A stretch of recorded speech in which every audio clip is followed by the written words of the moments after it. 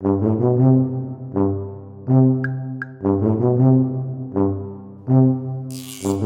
back to Talkin' Shit, where we are talking all sorts of shit. Schitt's Creek, that is. I'm Jess Sterling. Today we are discussing Season 2, Episode 7, The Candidate. And of course, I'm not alone. I am joined by someone who has a ton of clothes under their bed, just off screen. Stuart. Stuart, how are you? How very dare you? I was going to come in here and be like, I'm running for town. No, that's an accusation and a half, that is.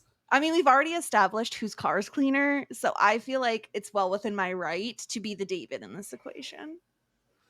Don't like that. I don't like that at all. I need help. I need backup today. Well, we do have backup, luckily for you. Someone who's running unopposed for their local town council, Trish. Trish, how are you? Hiya. I'm good, thank you. I have to admit, I'm probably more of the messy person, especially in my 20s. Not anymore, but... Well, I was going to give you the benefit of the doubt, Trish, and say, well, you have kids, so like any mess that's created, it's like, just blame it on them, you know? Well, yeah, their rooms are, hazard signs outside their doors and stuff like that, unless I have to go in, but yeah. You'd always get away with it by saying they just haven't done their chores. And then they go, oh, why is it so messy? You're like, it's meant to do it. It's part of their thing. I'm refusing to do it. They have to learn on their own, like on 2 feet. Yeah. Yeah, nice to say, but not so easy to actually carry out in practice. Yeah, that's fair. Well, we're so excited to have you, Trish. We talked about having you on. I think it's been a minute since we originally scheduled this. Now, remind me again of your history with Schitt's Creek, because I believe you're on. Is this your second watch through? Yeah, this is my second watch through. I'm very much a person that'll watch something once and then don't often go back to it unless I have a reason. But I watched it in 2020 during the COVID season. I think it came up on my reels. It just constantly was there. And eventually I was like, oh, fine, I'll watch it then. And I was just instantly hooked, to be honest. I think first season I was a little bit more casual about. I think I would be watching it while I was doing other things. But definitely from season 2, I think at this point, especially onwards, I think it just gets better and better, I think. Yeah, gosh. Okay, so for one, it's so interesting to me that now we've had I feel like at least a couple people have said like it was a 2020 show for them. Like that's fascinating, and I feel like says a lot about like where all of our headspaces were at that time, and in life and in the world. But also you saying you kept seeing it come up in your reels. It makes me wonder if anybody has ever, I mean, I'm sure people have, but if anybody we know has ever watched the show as a result of seeing GIFs from it, Stuart, because the GIFs are incredible and there's so many good ones. You have to imagine that someone was like, ooh, that's funny. What is this? Let me check it out. Yeah. I mean, the GIFs are so pervasive online. Like they are everywhere. There's a GIF for everything. Like if you go into like Discord or WhatsApp or like Facebook or anything, search for any particular topic, there's always a Schitt's Creek GIF that will like accompany it. And I thought before we started this endeavor that I had practically seen the show through GIF form because I was using them. Spoiler, like I didn't really care about spoilers. I was just using them because Moira and David were just there for every emotion I needed to convey. So I'm sure that there must be someone that has looked at them and go, what is folding in the cheese? Maybe I'm going to find out what that is. Yeah. It seems right. Like it's so filled with bits and physical comedy that like it's so gifable. And now I want to know if you're listening to this podcast and you originally found Schitt's Creek via GIF, and that was what made you want to watch the show, or GIF, if that's you, pick your poison. It's fine. Reach out and let us know. I want to know. You can find us at Talkin' Shit on all social media. We're on YouTube. You could see our beautiful, lovely, shiny faces. It's hot. It's summer. Where all of us are, whether you're in Fahrenheit or Celsius, it's super hot. So come check us out. Let's talk about The Candidate. I'll get us into a quick little recap, and then we'll break down these storylines because this is I'm going to say, I say this every time. It's a good one. They're all good ones. Yeah. So, psst, you heard the rumor floating around Schitt's Creek? Moira Rose is running for town council. Or wait, is it Johnny running? After Moira stood up to town council last episode, everyone around town, or at the very least Twyla, thinks she's running for Ray's seat. Johnny hears that and thinks he should run, which of course Moira promptly talks him out of, only to hear Jocelyn is running unopposed, and she sees this as the prime opportunity to run for the open seat herself. David joins Stevie for a night out in an attempt to meet somebody. But there's only about 3 people in the bar, and it's not exactly a diverse selection of people. They do attempt one more kiss, but thankfully for us all, they decide there's no spark between them. So let's just like collectively let out a sigh of relief, you know. Yeah. After her breakup with Mutt, Alexis struggles to be alone. Twyla and Stevie convince her that she needs a me night. She needs some alone time to really get to know herself. So she spends that night doing face masks and shoving all of her belongings under her bed so that David will stop bugging her about how messy her side of the motel room is. And that's what happened on this week's episode of Schitt's Creek, Stuart. Small steps. Small steps is what we got. And it was good because we've been talking about Alexis for the longest time being vapid, self-involved, and needy to like the point where she's jumped from Ted to Mutt. And now to have it kind of like face out to her and say like, no, you need to learn how to live on your own kind of thing. And we got some progress with it, but not massive amounts. I just love that she did just shove everything under her own bed, and David couldn't help but look just to kind of verify. She's like, no, David, no. Trisha, someone with like adolescent and like pre-teenage children, does this not remind you of like something a child would do? Definitely. I think it's a constant struggle in my house to get children to pick clothes up off their floor, because in teenage logic, it's like worn once doesn't mean it's dirty, but it doesn't mean it needs to go back on in a drawer or on a chair. So all she needs is a chair. I mean, that's what I used to have as a teenager. There's a concept of a floor-drobe, though, isn't there? Is that like different piles denote different kind of cleanliness, but based on kind of where they are in the room, you kind of know where the good spot is, where the bad spot is. Like, you don't go in the funky spot where it smells a bit. Yeah. As an adult, I'm not gonna lie, I still struggle a little bit with this. I'm better about like at least washing my clothes and folding them and everything and putting them away. But I'm not so great at the like, I've worn this like, okay, as an example, we went out to dinner last night, right? So I changed into something different to wear to go out to dinner. I only wore that thing for like 2 hours because I came home and I immediately changed into like sweatpants. So then it's like, well, then it's not dirty, but it's also not like in pristine condition. So then it just ends up like hanging on a chair, like Trish is saying. Like it's not exactly ready to be washed or put away. So I can understand where Alexis is coming from, especially because, let's face it, they have one closet in that dinky motel room. She has so many like pairs of clothes. Where is she supposed to put them all? I don't know if you're supposed to treat designer clothes quite the way that she's treating them, though. I think that's a little bit harsh in some ways. But then, as you say, she doesn't really have... She should have got Mutt to build her a nice little cabinet as well, the same time as when he made one for David. Make her a wardrobe. That's completely kind of like misstep there. Why didn't she do that? That's infuriating, kind of, because like clearly she could have really done with that. Like they need the storage so much. Mutt needs something to do other than what they were doing, climbing the rafters and all sorts. But like, surely maybe put into work. Why not? Yeah. The missed opportunity, I think you do need to take advantage of when you're with someone and when you're in a relationship with someone and they have a hobby that could benefit you. I feel like you just need to like lean into that before you break up. That's the unfortunate thing, right? Is now they're broken up, so she can't exactly be like, "Hey, Mutt, you want to make me, a dresser or something?"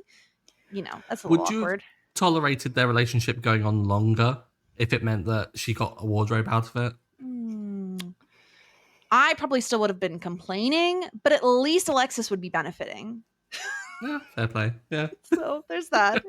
But yeah, you know what though? I can really understand where Alexis is coming from. And I feel like, Trish, this makes a ton of sense for what we know about Alexis as a character, where it seems like she's kind of always gone from relationship to relationship and hasn't had a ton of time not only being single, but also being alone, like not surrounded by friends and family constantly. And so she's really struggling with like what to do with herself, what to do with her time. She doesn't have a job, she's not in school, she has a ton of time to herself. The question is, what does she do with that time? I can relate a little bit as someone who likes to be around people a lot. That, like, what do you exactly do when you're single and there's no one around? Just being alone with your thoughts? Like, that's scary. I think you go and sit in a sitting room by yourself with another person, apparently. That's what I could relate to that fact as well. Wanting to sort of have company, but not wanting to intrude too much on other people's time. So she found Stevie in the little reception area. And I thought, is that a new area? I don't remember that from season 1. I think, have they expanded on that slightly? Because I don't remember It's seeing always that been before. there, but it's like we don't really see the angle of that room a ton, I think. Yeah, I Yeah, think I they've don't know. kind of maybe done it from a different angle because it does look more spacious, certainly. Like, I don't Mhm. recall seeing Yeah. the couch in there before. Maybe the couch is new because I remember like when Johnny comes in and he wants to like he's trying to order breakfast or something and she points to like the espresso machine. I don't know if the couch was there at the time, but there was like that little awful breakfast area. But yeah, and I love her going to Twyla, and credit to Twyla Stewart for being like, "Oh yeah, remember when you told me to end things with Mutt and then like immediately started dating him?" There was that chip was on that shoulder, and like I thought that Twyla was just the bigger person, and she kind of she is. She Mhm. hasn't brought it up, and it hasn't made it into like a big deal or anything. But I didn't think it bothered her as enough to like register and stuff. So it's nice to see that Twyla like does have regular emotions like the rest of us, and she isn't deified. Although I do like to deify her because she's wonderful. Um, while we mentioned Twilight, I have to mention one thing. Those menus are getting bigger. I swear, every time I see them, like she was carrying them in, and they covered her entire torso as she was carrying them in, like over to Johnny and Moira. Maybe they're seasonal. Maybe they've got ones for different seasons, and maybe this the summer menu might be a bit bigger. Mhm. Could be. I don't know. Yeah, they really are massive. Yeah, I, it's interesting to me, Trish, like I don't know, Alexis doesn't really take a hint, right? Like Twyla's like, "Oh, I have to work tonight." And, "Oh, when do you close?" "Well, when everyone leaves." "Well, when does everyone leave?"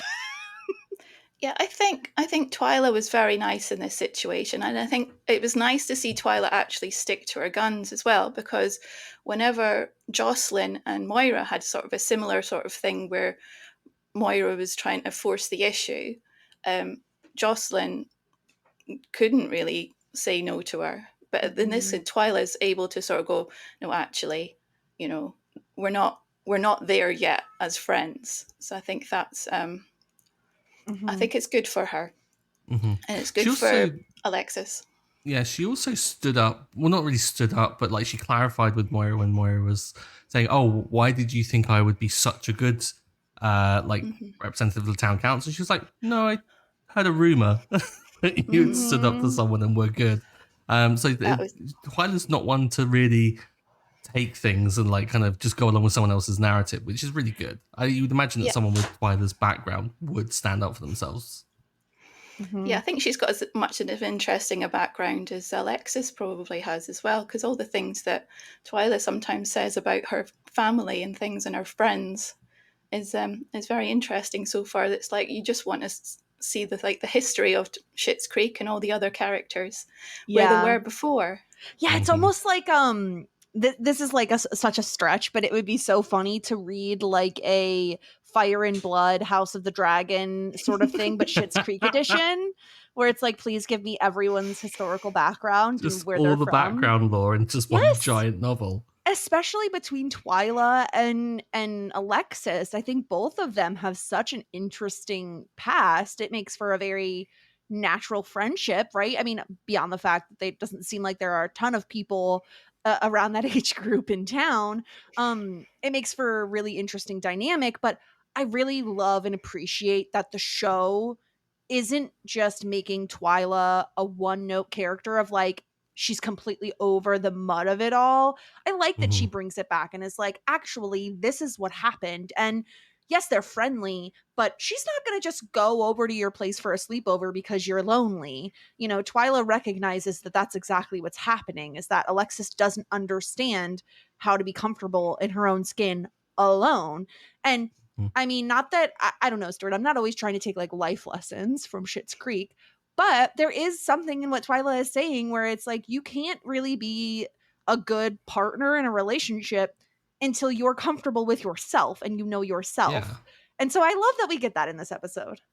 Yeah, and I think it's great to see Twyla giving back some good advice to Alexis, because Alexis gave some good advice before when she warned Twyla not to do the song to Mutt and to kind of like read things that were really like on the wall kind of situation. Mm-hmm.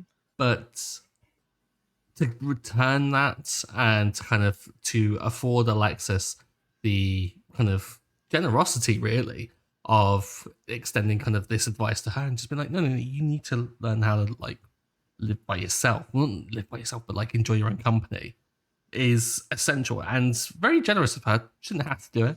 She could have been really bitter about the whole Mutt situation and not. But the fact that she does just kind of says a lot about her character, and but doesn't deny her the depth of character either. Like Twilight is in any other show like a real throwaway one-liner, like you said, but in this show, even if it's just a kind of like small line, it's something to add depth, which is why I'm really appreciating the writing, because any other show, like we said, it's going to cheap out, whereas this seems to be giving a bit of like due care and attention. Maybe it's because it's Dan Levy's sister. Maybe there's that's like coming into it. I don't know. A little bit of nepotism there. But we are seeing it across the board. Like we're seeing it with Stevie, we're seeing it with Jocelyn, like having some more depth to their kind of personalities. I wouldn't be surprised if we saw it with some other characters. Like Bob is kind of getting a bit more. I don't know if we necessarily want more of what Bob's giving, but we are getting it.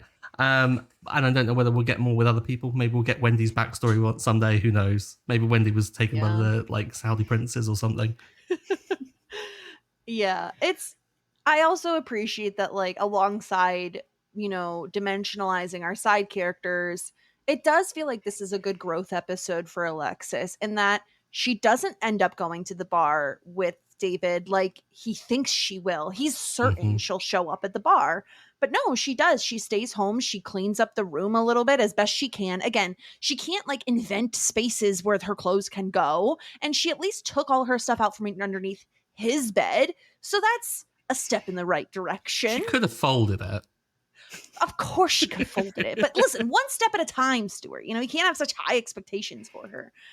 We don't know. She didn't. We didn't see.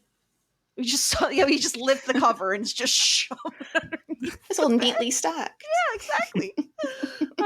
I hope. But I do love, speaking of David, her interactions with David before he goes for his night out, where she tells him if you get zip tied or duct taped together, your hands together, just bring them up high and pull them down real fast. And that's a real thing. Like, that's an honest to God real thing. So Trisha, it made me so happy to have these like words of wisdom from Alexis. Yeah. I mean, she's obviously lived quite a life in the past and she knows all these things, but it's the way she talks to it about all these things so casually, as if like, of course this is what you should know. Everyone should know this. But I'd also like the conversation about dressing up and the dress code of being like, how dressed up do I want to be? Do I want to make it look like I made an effort, or do I want to make it look like I didn't make an effort, but because I'm wanting to make it look like I didn't make an effort, am I making too much of an effort? Which I think is a dilemma that we can all associate with when going out to places. Stevie and David were almost wearing the same exact outfit, but with what Stevie had a white t-shirt and David had a black t-shirt, but otherwise they looked kind of identical. Just leather jacket, dive bar, just match made in heaven, right? That's it. Yeah, Stuart, I have to call you out for the message that you sent me while you were watching this episode, where I just got a message from you that said, again, in all caps with exclamation points and question marks. And then 1 second later, oh, thank God. And I knew exactly what you had just watched.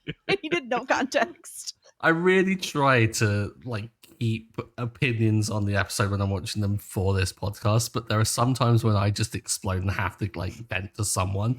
And I was like, I can't do it in the Discord thread that we've got going on because then I'll get drawn into a conversation that I know if I just bring it up to you, you'll put a lid on it and say, hold it up for the pod and stuff, but I acknowledge your feelings in this moment. It was outrageous, right? Like, Yeah.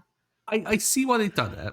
They've drawn like the biggest, boldest line underneath it. It's not crossed out, it's underlined. Like, it's done. And I'm thankful for that.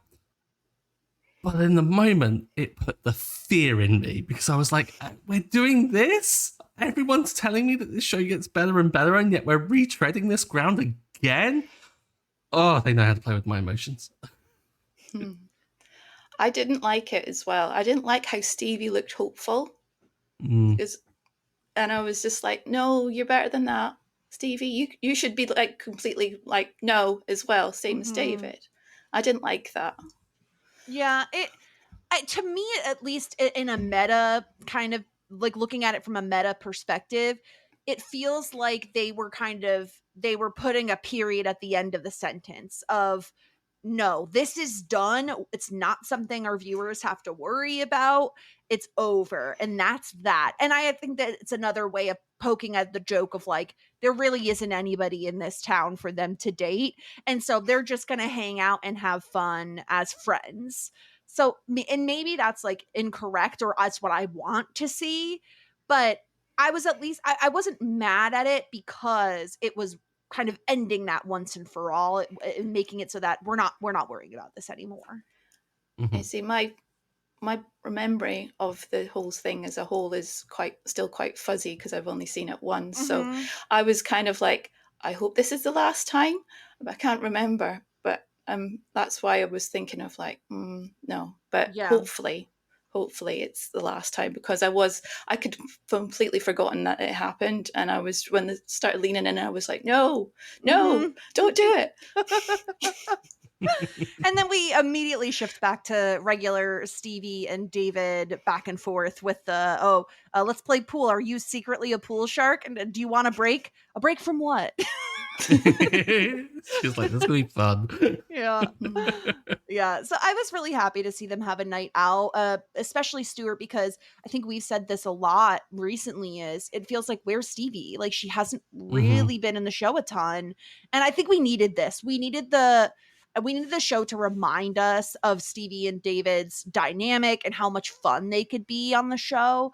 And I was really happy to have them have a night out together.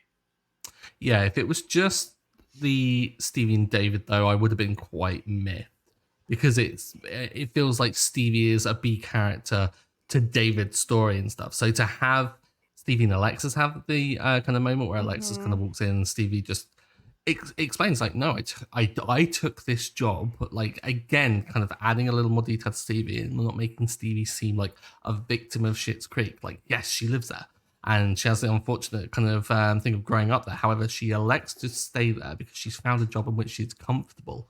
Like, don't ever hate on people because they are comfortable in their kind of like life. But Alexis walks in and just sits down, reads the magazine, and Stevie's just, what is going on? Like, why are you here? Kind of thing. Why are you invading my quiet space? How dare you? Yeah, she looks like she's in an alternate dimension. Like, I didn't ask for you to come into my sacred space. You know, Stevie likes to be alone. It's what drew her to this job. And I think it's interesting, Trish, to have Alexis asking Stevie for advice. They seem like exact opposite people. So it seems difficult for Stevie to be able to impart wisdom onto Alexis when, in my opinion, one is very much an introvert and the other is very much an extrovert. Yeah, they're just so totally different people. And I think they must find it very difficult, especially at the moment, to sort of find things to relate to each other with.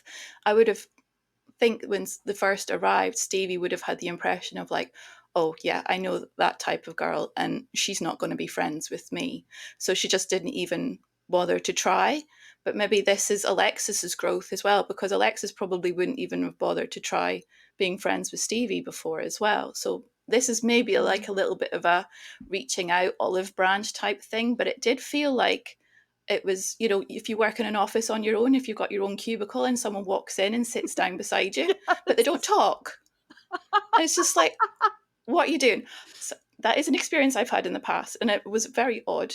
But it is one of those strange sort of circumstances, because you could expect that Stevie's probably got very, very little sort of interactions with anyone other than just coming to the desk, asking for something, and then leaving. Yeah. So coming in and sitting down is a bit like, no, this isn't what happened. It's an oddity. It's kind of like when you're on the bus all alone and someone comes and sits right next to you, and it's like, what are you doing? There's so many other seats. Leave me alone. I think the kind of like Stevie and Alexis being complete polar opposites works really well, because there's so many similarities between Alexis and David. So I think it's like almost a setup, like the easiest setup to make Alexis and Stevie friends, because Stevie is like, oh, you're just the exact same person, just slightly different.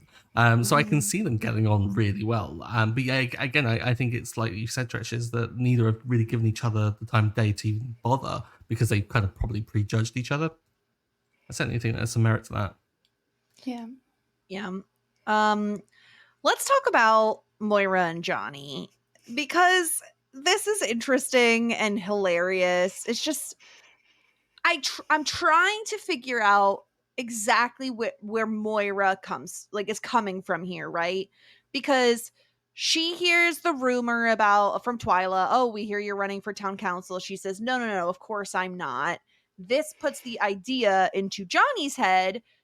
And as Bob says, he's not doing much. He's just going to Bob's garage. And if I wouldn't know better, I'd think you'd have a crush on me, Johnny. It's so awkward and awful and hilarious and How terrible. can you like Bob? Like everyone has said, like the jog isn't enough, and I've been giving you the benefit of the doubt up until this point, because I was like, the jog is funny, it is entertaining, but then this scene happened, and then we've also had some kind of like sus behavior from Bob up until now. So I was like, how is Bob so highly rated by Jess? Like, this jog better just make more appearances in the future. Otherwise, I think that we're going to have a conversation. Let's let him cook. Cringe. You know, just let him cook. He needs time. I do think he does get better. He's always going to be a little awkward. But I think the combination of the Bob jog and where they take Bob's character is probably why I have such a fondness for him. But yeah, this scene is bad. It's bad. It's cringy. It's awful. Our friend Todd was probably dying of cringe the entire time because he does not like cringe comedy. Same. To be honest, I was it's one of those moments where I was thinking, I mean, if I wasn't watching this for a podcast, I might fast forwarded that bit, because it was just like, so it's kind of like, yeah, let's just get to the next person, because he's just being a bit weird. Yeah, and so, you know, this is when Johnny thinks, well, you know what? I'll run for town council. Like, I think we can make some really good change in the town. And Moira poo-poos the idea. She says, no, you have so much more in you. You could do so much better. Don't waste your time. They're a bunch of schmucks. Like, they, you know, it's whatever. Don't even bother. But I don't know, Trish. Is it because Jocelyn is running, or is it because Jocelyn is running unopposed, or is it because there were rumors of her running? Is it the adoration? What is it that kind of shifts Moira's mind into wanting to run for town council? I think it's partly because of the fact that Jocelyn is Roland's wife as well. I think that has a large part to do with it. The fact that if two people in the same family are on the council together, then they're going to be able to steamroll over everyone. I mean, we already know what Bob's like, so he's not going to be, he's already maybe a soft target that they can just talk him around to doing what they want anyway. So I think initially Moira wasn't interested, but the more she thought about it, the more she thought that, oh no, actually, this is, you know, I can't have her run unopposed. Someone has to run against him. But John's far too busy. He's made for bigger, higher things than this. I will take on the responsibility and the duty to be a member of the town council. I think more than I genuinely think that when she was talking Johnny out of it, it was because she wanted him to concentrate on his business plans, because she doesn't know what he's doing when he goes to Bob's garage. She thinks that he is actually genuinely working on a plan to get them out of there. And she wants his focus to be on that, because that's what she wants more than anything else. So I think it was, her heart was in the right place, I think, by dissuading Johnny, even though Johnny wasn't very impressed by her at the end. But I think the way that they were at the coffee shop at the end with the when they were chatting, and how Johnny was so sort of like sort of saying things in a very passive aggressive way. Yeah. And Moira would just reply, "How long are you going to keep this up for?" It's like, "Oh yeah, just a few more minutes." As someone who has been married for 20 years, that is something I can relate to quite strongly. Sometimes you just need to let people vent, and then you're like, "I understand. Okay, yes, you're mad at me. Yep. You need to atone for your sins." Exactly. Yeah. Yeah, it's like you have to sentence the people sometimes. It's like, how much more time? It's like at least 10 minutes and then you're out of jail. It's fine. But you will suffer for another 10 minutes. I love it. The whole conversation, I was just thinking, is this what the Clintons are like? Are they like dissuading each other from running? Because there was like that whole thing of like, maybe I should do it. Oh no, maybe I should do it. And I definitely think that conversation has happened before. Maybe they learnt it from I think they said that they like were friends with the Clintons earlier. Yeah. Yeah. In fact, Hillary was afraid of Moira. She intimidated her. Quite rightly. Maybe we could have had Moira Rose for going up against Donald Trump way back when. Maybe she would have won. To see it. Fingers crossed. But I love the kind of the weird dynamics. I think Trish has absolutely nailed it on that. Like with the fact that Moira wants Johnny to focus on the business to get the money so they can get out. Whether or not I think Moira has a better strategy in mind here, I doubt. I think it does just come down to pure unbridled jealousy that she doesn't want Jocelyn to be the star of the show, because Jocelyn is the Schitt's Creek popular gal when it comes to like women of a certain age. And Moira wants that. Like she coveted it when she had them all laughing in the cafe and was like, oh, what's going on over there? And was clearly felt like an outsider. So she wants to be ingratiated into that group. She wants to be a part of it. And I think Moira's a leader. She's not a follower. So she wants to lead them when she is a part of it. So of course she wants to, like, when she hears that Jocelyn's doing it, she wants that for herself. But also, I wonder if there is a mild element of strategy, because she knows that if Johnny does raise enough money, that they still has to get the mayor to sign off on things, because we saw kind of Roland having to sign the document at the end of the last season. Maybe Jocelyn, with her love of Schitt's Creek, might also add like a veto to that or something. So maybe it is, I don't know, complete and utter conspiracy theorizing here, but I'm here for it. I kind of like that idea of Jocelyn and Moira just going head to head in terms of like ownership of the town and who can be freed and who can't. I love it. Yeah, there is sort of a frenemies vibe with them sometimes, right? It is fascinating. It's Moira wants to be the center of attention no matter how small the venue. No matter, right? It's just Schitt's Creek. It's a small, tiny town, but she likes the adoration. And I think you can see the parallels with Alexis here, right? She's a little bit of a chip off her mother's block. Like she wants the adoration, she wants the attention.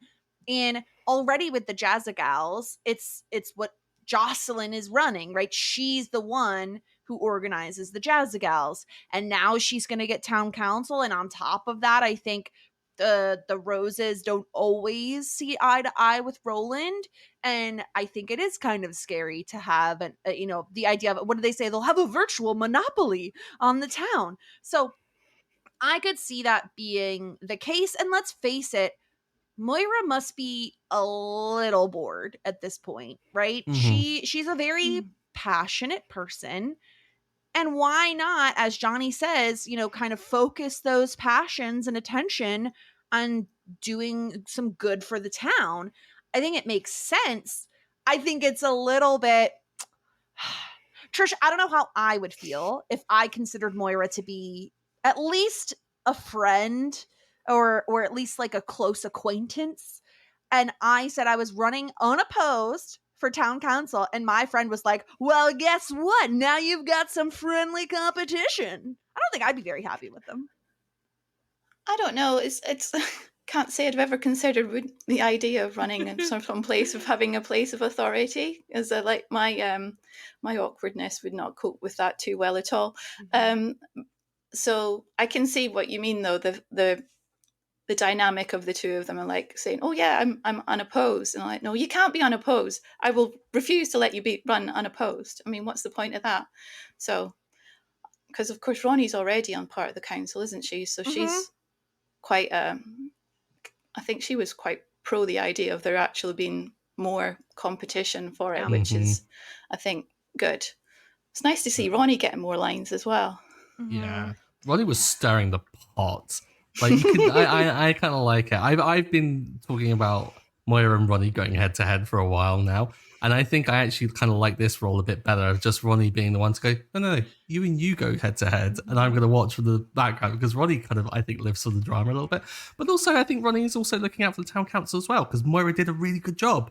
Moira got stuff done, and Ronnie last episode was really genuinely impressed. So I think she does want Moira to actually apply herself because I think having like diversity in terms of like mind frames on the council is probably a good thing because I think Bob and Roland are clearly so comfortable where they are.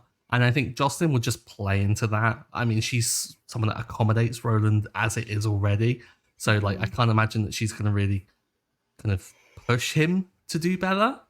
So maybe Moira is what's needed. Maybe Moira Town Council is a great idea. I think it's definitely like a fresh pair of eyes in the world, in the council, because the fact that last episode when she was walking past the dirty mattress and she says, no one even pays attention to this stuff. Why is it here? And it's nice to see that she's actually beginning to notice the things as well, because it feels less like a place that she's just having to endure for a short term. And she's more feeling like, well, if I'm going to live here, I'm going to make this place a place I want to live in, which is, I think, growth as well for her. Yeah, Moira's a little high maintenance. You know, she has high expectations, which isn't always a bad thing because at the very least, if you're gonna like meet in the middle, her high expectations and their low expectations, well, at least she'll kind of improve some things because Moira's gonna fight for it. And Stuart, I'm gonna make another Parks and Rec reference, which you're not really gonna understand, but I think Moira is almost like a bizarro version of Amy Poehler's Leslie Knope in Parks and Rec, where like Leslie is much more of a workhorse than I would say Moira is, but they share passion. They have that in common. And I really think Moira could get things done if she wanted to. It's just what are Moira's priorities? I think is probably where the buck stops. It's like, what exactly is she going to be fighting for? Is it going to be that wheelchair ramps shouldn't shoot people out into traffic? I don't know. But it's going to be interesting to say the least, right? And I think it'll be fun to see how this changes the Moira Jocelyn dynamic a little bit, because they've always kind of been on the same side and now they're going to be against each other. So that's going to be interesting. I think it's really well set up because we've also seen this kind of slowly brewing away, this kind of like slight tension between the two. Like first off, the Jazz Gals, but I think also with the I'm just going to use your kitchen, and Jocelyn showing actual frustration. Like maybe there is this kind of like brewing tension. And I think it's good that we don't just establish them two as friends and then that's it for the remainder of the show. I like these kind of like different waves of relationships of like kind of sometimes they're hot, sometimes they're cold. I think it's a good thing that they kind of are dynamic like that because again, it lends itself to some really good writing. So I'm surprised to actually see some of those earlier choices start to pay off here and to show kind of some frustration maybe from Moira in terms of resentment towards Jocelyn, but also I think Jocelyn just being like, this bitch, again, coming for my gig. What is she doing? So yeah, if things explode between these two, I kind of want it to happen, but also I love them both, so I don't want it to happen. So yeah, you're the world's biggest Jocelyn stan, so I love her so much. How are you going to pick sides? Moira versus Jocelyn. I mean, I can't see it being cataclysmic. I can see it being just almost like one of those fights where no one actually hits each other, really. They just flick each Which other is, a couple times. yeah, like it's okay to watch a little like kind of scuffle like that, but as long as they both come out unscathed, I'll be happy. Mm-hmm. Well, let's get into some feedback that we got from the listeners. Jared says, I usually prefer joke-heavy episodes, but this one is pretty memorable to me because of how much plot/character there is here. That being said, outside of Moira, I don't think it's all that funny. Trish, what do you have to say to that? I mean, I don't often think of Schitt's Creek as a laugh out loud comedy. I know it has funny moments, but I think of it more of a family sort of dynamic of a almost like a sitcom in a way where there's drama as well. You could almost call it a soap opera in some ways as well, because there is some drama moments and there's some funny moments, but it's not.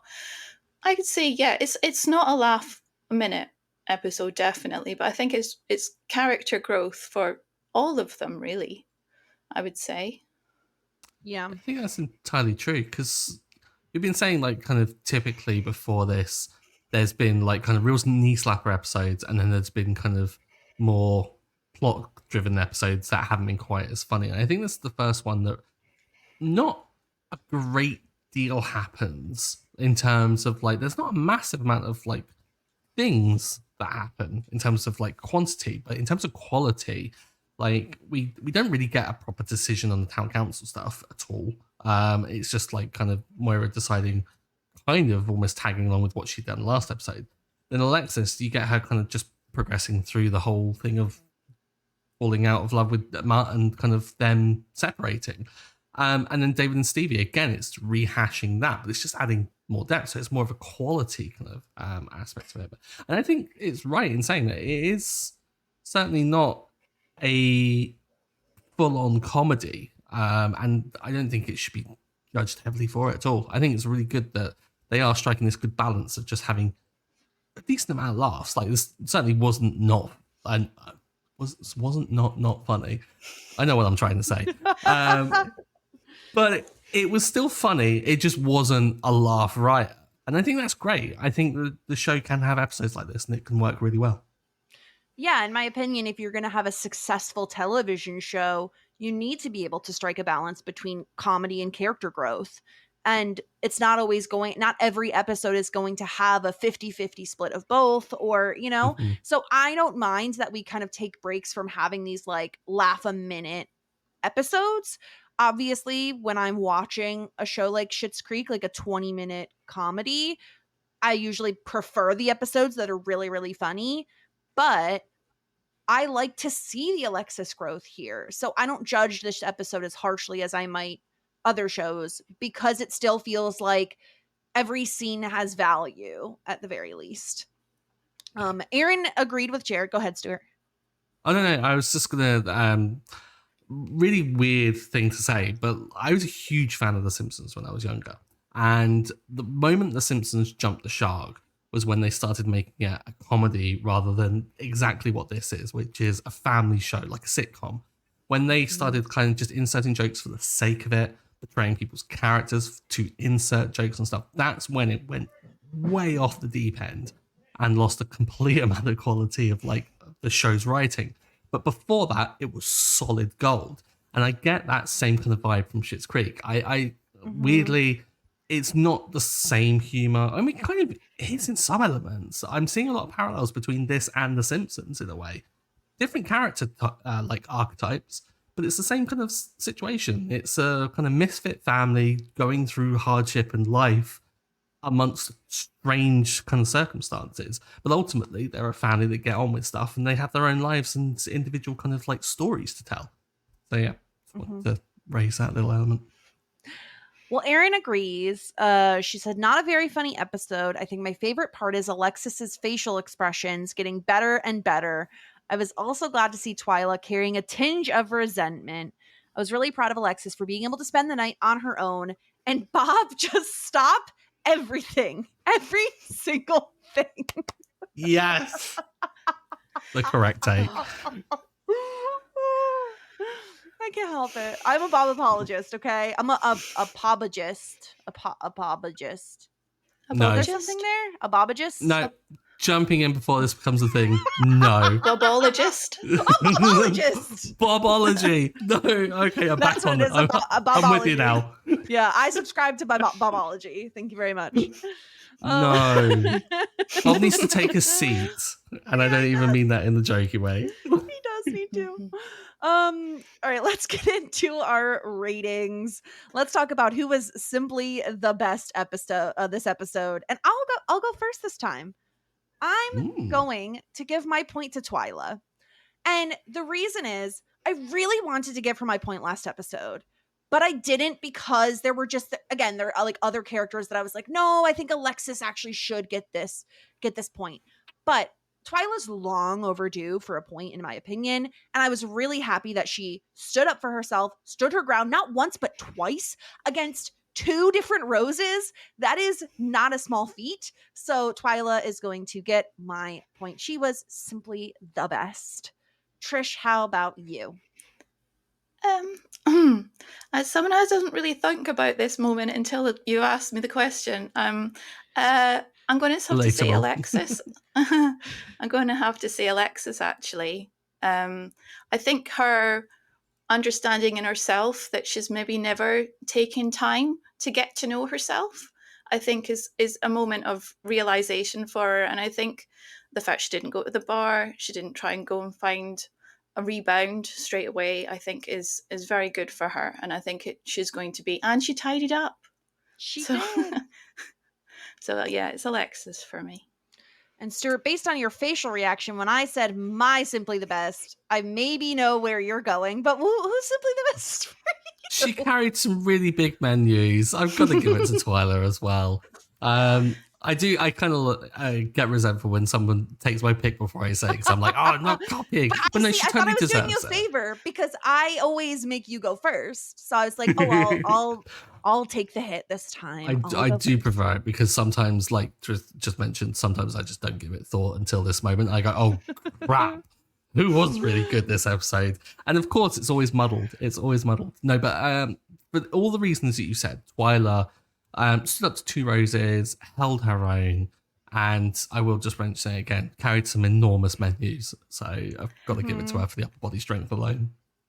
She can carry an awful lot of plates as well. I remember that episode where she was holding a conversation while carrying heavy plates. Terrible. Still angry at Johnny about that.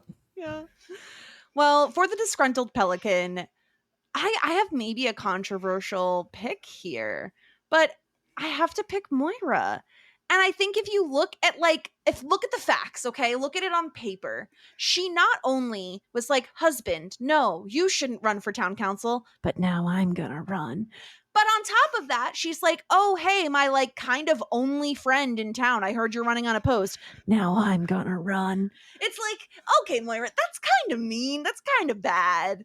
And like, I don't want to give it to Bob just because he made a corny joke. We've all been there. We've all done that. And Roland's kind of garbage, but it just feels like Moira probably deserves to get penalized at some point. So I'm going to do it right now. I'm going to take away a point from Moira. I'm so sorry. It happened. It's done. Unreal. Listen, if I'm here for the spiciness, you know, got to spice things up. What do you have against female politicians, Jess? Just what is your problem? Oh my God, no, that's terrible. Terrible. What about you, Trish? What do you think? Who is the disgruntled pelican this episode? I have to say, apart from one particular person, there wasn't really anyone that stood out for me as someone I didn't want to watch, which is a thing for me as the disgruntled pelican, because of my urge to fast forward him. It has to be Bob. It was just like, that is it for me. That if I don't want to watch you on screen, then you're not going to get anything from me. I'm sorry, but I know you love him, but not it's okay. for me. I'll just be on Bobology Island. It's okay. Bobology Island. There's so many different puns of islands we could go with. like Barbados or something. But you go with Bobology Islands, Jess. Well, Amazing. do you over in Europe? Do you have Gullah In the Gullah Island? Europe. I was going to say in the UK, but then I was like, wait, I have to include Trish. So I'm Europe. in the UK as well. Okay, I'm confused by geography, Trish. Okay, I don't understand how it works because you're in Scotland, and how is that the UK? Anyway, so Britain and the UK are separate, I guess. Anyway, do you have Gullah Gullah Island? Did you? Gullah No. Gullah? Gullah Gullah Island was a show. I want to say it was on PBS, but I can't be positive of that. When I was a kid, and it was like this. There was like a frog, and I don't know. It was like a kid's show, and it just like Gullah Gullah Island, Gullah Gullah, Gullah Gullah. And I don't know why I was like, is there something there with like Baba Island? No. Well, there's Balamori, so you could have Bobamori. Oh, Balamori. What's the story in Balamori? Wouldn't that was you our like to kids' know? TV show. That was in Scotland as well. A little island. It's it's set in a little island, but it's not. The island's an actual different name than what it is. But that was our kids' TV island. Was Yes, Balamori. you are looking confused. Did you not have Balamori? I have no idea. It sounded like you're saying like calamari. I have no idea what you're talking about. Incredible. Oh. Expect a social clip with me throwing in the Balamori theme tune right now. Yes, please. I can't wait. You'll have to find Gullah Gullah Island too. It's really good. It's yeah. Okay. It's gonna be like Pappy Land all over again, isn't it? Oh, Pappy Druid icon. But yeah, I'm on Barbados. I'm in the Caribbean. There's other B ones, but anyway, Stuart, who's your disgruntled pelican? Probably gonna be Bob. Crikey. After all this, I'm so glad that Trish said Bob because it makes me feel less bad about not saying Bob here. Oh, I'm gonna say Roland. Yeah, get him. Which I know is like a nice easy default to go for, but Roland tried to inhibit the democratic process, and as an unelected mayor of this town, I have to take umbrage with this. It is outrageous. I kind of forgot about that. Yeah. In this year of all years, everyone, if you're listening to this, go out and vote. If you're in the UK, yes, well done please. for going out and voting. But I will not stand for anti-democratic sentiment from a Canadian show. We stand democracy on this podcast, okay, folks? Yeah, get out and vote. Yeah, exactly. Please. That is hilarious and such a good point. Shame on you, Roland. Shame. And it's also mean how he's like, I'll sign your thing, Johnny, but I'll sign in the date spot. So, bleh. Yeah. That's the worst. Spoiling the ballots. Yeah. Yeah.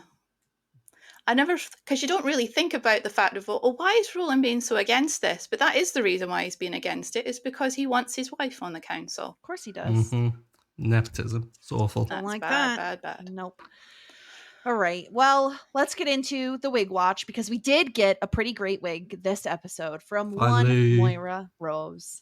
Look at this. If you're watching us on YouTube, you could see a picture. Moira is sporting quite an interesting like a bob, I guess, with a little bit of bangs or fringe, as you might say over there, and a little bit of like a darker underneath, like a blackish brownish underneath. I think this is a great look for her, Stuart, especially with the glasses. It's a business wig. Like Moira, it means business this entire episode. Mm-hmm. Like nothing about this doesn't scream business, right? Yeah. Right? Yeah. Please? Anyone? No, I agree. I think I think it's like because she was going to be with the Jazza Girls all day as well. So this was even planned out before she did anything to do with the council.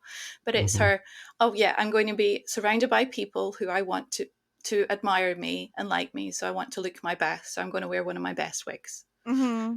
And I think it does really suit her. It sits nice on her skin tone as well. I think it looks great with the lipstick, and especially paired with the like sport jacket thing where it has shoulder pads. It's really giving like business bitch here to slay. Mm-hmm. You know, I love this wig on Moira. It's great. It's perfect. All right. And you know what that means? It's time to tier rate the episodes. Always a controversial moment. Not usually, but sometimes it is. Will had some thoughts last time. So we'll see. Will had too many thoughts, some would say. Yeah, well, stop the thoughts already. Okay? So as a reminder, our tiers are as follows. Hot shit at the top, then full bouquet. Love that journey for me. You, David, and shit out of luck. today we are slotting in the candidate. So as usual, I would go to our guest first. Trish, what are you vibing with? Where do you think the candidate belongs? I kind of, just because the fact that it matches with what actually happened in the episode, is Love That Journey for me, because I think every single character was on a journey in this episode, especially Alexis, and she's the one that says, love that journey for you. So that bit high up, I would say it would be a very, very high Love That Journey for me, more than anything else. Stuart, I where do you stand? completely agree. I think this is, again, I don't think it's a kind of knee slapper of an episode in terms of the comedy, but it does drive the plot and the character development really like quite forward. But it's a good, solid episode. Not a standout, but it's a good episode. And so I think it should be in the kind of, I always think of these kind of ranking systems as like being mid isn't necessarily a bad thing. It means it's a perfectly acceptable episode. And I do think it's at the kind of upper end. So I think maybe ahead of Jazzagals. But I'd certainly put it there. What about you? Yeah, I agree. I think it's an average episode. And like you're saying, Stuart, when we're comparing it against itself. So an average Schitt's Creek episode is still a great episode of television. Mm-hmm. And I do think that's where this one falls. It's not, it stands out for the Alexis stuff, but I think the Stevie and David stuff is just mid for me. And the Moira and Johnny stuff is also kind of mid for me. So I can't see it being above Love That Journey for me. But I agree with you. I'm totally comfortable putting it in the top of Love That Journey for me, ahead of Jazzagals. I really liked this episode for the Alexis stuff alone, but in order for me to want to put it higher, all three of those storylines would have had to have been above average, and I don't think they were. Mm-hmm. Yeah. So yeah, wow, look at that, quick and easy. We've slotted that one in. Love That Journey for me. Where our tier list is looking pretty balanced overall, I would say. Pretty happy with that. I mean, balance finds itself in this whole process. Anyone who thinks that we were rating too high early on, just trust the process. We know what we're doing. Yeah. This is our second season. We're professionals. You're gonna, if you've, yes, we're professionals. you right, need to Trish? find one for the bottom tier. And it's like, and I'm like, I don't think there is one. Yeah, I don't know what's Yeah. going to exactly fall into you, David, or shit out of luck. It would have to be really, really bad for us to want to put them there. And Maybe a Bob-centered one. Mm-hmm. that's instant hot shit for me. Thank you. We You're on think Barbados. it's a Bob-centric episode. You think, oh no, it's going to be really bad. And it just turns out to be an entire 20-minute episode of Bob Jogs. And so Jess is like, no, it's hot shit and I will take nothing less. The best. He clapped so many times. Oh my gosh. I love him so much. I love the joke so much. I can't even help it. All right. silly. Well, that's where we landed on the tier ranking. Next week's episode, Stuart, is titled Milk Money. I feel like this is an episode of note. It I don't is. know why. It's a basically, and I'm not spoiling anything here. Season 2, episode 8, entitled Milk Money, is a very Canadian episode of Schitt's Creek, and therefore, I think we're going to get into a topic. Yes, and we are going to have a very special Canadian guest, a returning guest. Is it our first returning guest, I think. Yeah. Melissa will be coming back on the podcast because, of course, we had to have a Canadian on the very Canadian episode. And I want to say when she was on originally on season 1, episode 6, I think she maybe mentioned coming back for this episode. So right after the podcast was over, I was like, you're locked in. Let's do it, because she knows better than all of us about Canadian stuff. So next week, Milk Money. It's exciting. In preparation, we have to think about all of the things that we have said wrong about Canada and everything that we have to atone for before she arrives. So we have things. to apologize beforehand. I can't get scolded on the podcast again. Canada, our home and sacred land. I like maple syrup. Love the colors red I like and white. Canada's Drag Race, so I mean, Yeah, that counts, ice right? hockey is my favorite sport. I feel like A? I've toned. I don't A know. particular donut shop as well. That's pretty good. That's Yeah. from Canada. Tim Hortons. Yeah. Timbits. Yeah. Thumbs up. Poutine, excellent. There's actually, okay, this is a side tangent, but it's fine. It's the end of the podcast. You could, if you don't want to hear the side tangent, it's fine. We'll see you next week. There is this dog on TikTok. And I watch this woman, and she lives in New York City, and she fosters dogs a lot. And I just love that. I love seeing their little journeys, love that journey for them. It's just wonderful. And she's been fostering this dog named Poutine. And she brings my heart such joy. She's like the sweetest, cutest little like low rider dog. Like she's like a bully breed. So she's like very stocky but short. And she's such a little sweetheart. And her name is Poutine. And I think that is like one of the most adorable dog names I've ever heard in my life. And so I just had to share. So go look up Poutine. I've just looked up pictures now. Adorable. I think I've seen it, and yeah, I think I've watched some of those, and they're fantastic. Yeah. So great. Face. So go follow Poutine. She's a joy, and she's getting adopted, which made my heart so happy because she's been through such a journey. Anyway, I think that's probably about all we have. If you want to contact us, talking shit everywhere on social media. I'm at DJ Sterling. Stuart is at Stuart Drinks Tea. Trish, what about you? Anything else you want to plug? Anything else you want to talk about? Not really. I'm just here watching you guys, and talking to you is lovely enough for me. Well, we don't really have anything else I'm doing. We loved having you here, Trish. So everyone, we will talk to you all next week. And until then, warmest regards. And best wishes.